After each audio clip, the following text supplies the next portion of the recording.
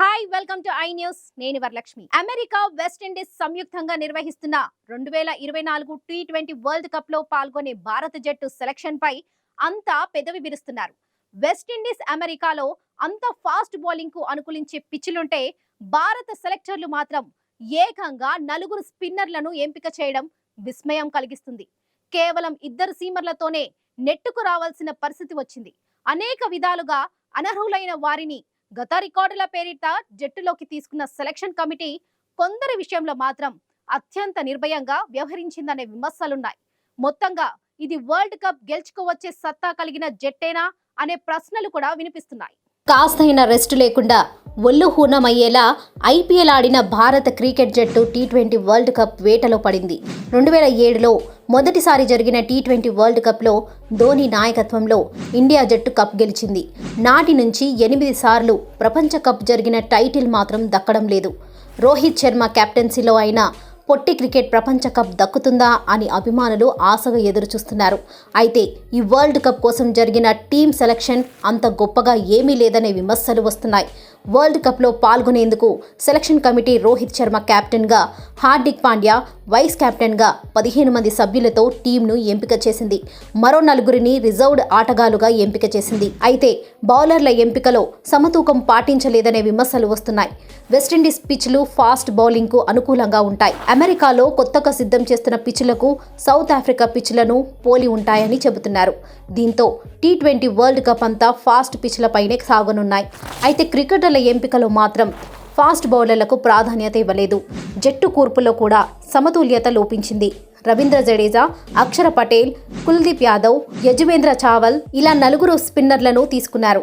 అదే fast bowling విభాగంలో బూమ్రా, సిరాజ్, హర్షదీప్ సింగ్ ఇలా 3కే అవకాశం కల్పించారు.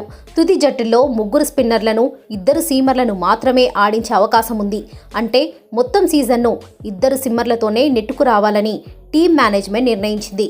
అంటే సిమ్ బౌలింగ్ భారానంతా బూమ్రా, సిరాజ్లే మోయనున్నారు. వీరిద్దరిలో ఎవరైనా ఫామ్ కోల్పోయినా, గాయపడినా హర్షదీప్ సింగ్కు అవకాశం ఉంటుంది. మరో ఖాళీ ఏర్పడితే ఆవేష్ ఖాన్ రిజర్వ్ బెంచ్ నుండి వస్తాడు. అయితే ఇటీవల ఐపీఎల్లో అదరగొట్టిన అసలు సిసలైన టీ20 సిమ్ బౌలర్లను విస్మరించారనే విమర్శ ఉంది. ఐపీఎల్లో ఎక్కువ వికెట్లు పడగొట్టి పర్పుల్ క్యాప్ సొంతం చేసుకున్న పంజాబ్ బౌలర్ హర్షల్ పటేల్కు అవకాశమే ఇవ్వలేదు. భువనేశ్వర్ కుమార్, నటరాజన్, సందీప్ లాంటి స్వింగ్ బౌలర్లను పక్కన పెట్టారు.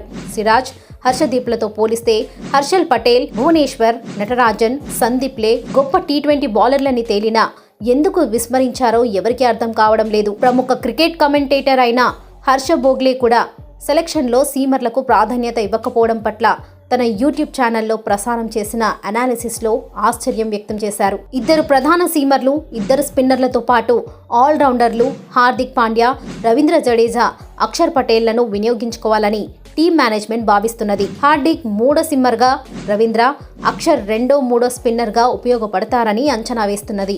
అయితే హార్దిక్ పాండ్యాపై సెలక్షన్ కమిటీ ఎక్కువ నమ్మకం పెట్టుకున్నట్లు కనిపిస్తుంది. హార్దిక్ తరచూ ఫిట్నెస్ కోల్పోతారు. తన కోటా మొత్తం 4 ఓవర్లు కంప్లీట్ చేయలేకపోతారు. ఉన్నట్లుండి ఫామ్ కోల్పోతాడు. అయినా సరే ఆయననే ప్రధాన ఆల్రౌండర్గా ఎంపిక చేశారు. ఐపీఎల్లో మిడిల్ ఆర్డర్ బ్యాటర్లుగా సక్సెస్ అయిన సంజు శాంసన్, రియాన్ పరాగ్ లాంటి వారిని కాదని శివం దుబేకు ప్రధాన బ్యాటర్గా అవకాశం ఇవ్వడం విమర్శల పాలైంది. కొందరి విషయంలో ఐపీఎల్లో చేసిన ప్రదర్శనను పరిగణంలోకి తీసుకోగా, మరికొందరి విషయంలో మాత్రం గత రికార్డులను పరిగణంలోకి తీసుకొని ఎంపిక చేసినట్లు స్పష్టమవుతుంది. ఐపీఎల్లో పెద్దగా ప్రభావం చూపలేకపోయినందుకే శుభమన్ గిల్ను పక్కన పెట్టారు. అదే సమయంలో ఈసారి ఐపీఎల్లో విఫలమైన రోహిత్ శర్మను కెప్టెన్గా, హార్దిక్ పాండ్యాను వైస్ కెప్టెన్గా ఎంపిక చేశారు.